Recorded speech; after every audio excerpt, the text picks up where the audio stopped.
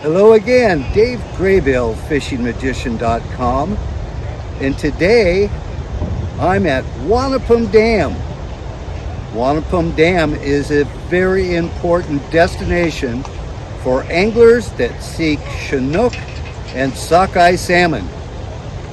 Every year on July 1st, the salmon season opens on the upper Columbia River, and this is the first place that many anglers come to intercept them. We have had consistent returns of summer run salmon, well over 50,000 every year. And in recent years, we've had incredible numbers of sockeye return to our region. This year, the forecast was for 400,000, and it appears that we're going to get close to 600,000 sockeye moving up the Columbia River.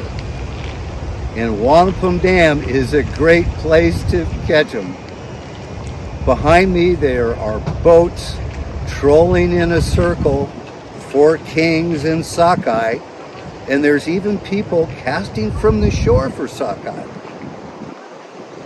Wanapum Dam is a Grant County PUD project, and Grant County PUD releases over 8 million fish every year into the Columbia River that guarantees returns of abundant numbers of salmon to the Columbia. Wanapum Dam is only 10 minutes from Vantage, an hour from Wenatchee, and less than that from Moses Lake.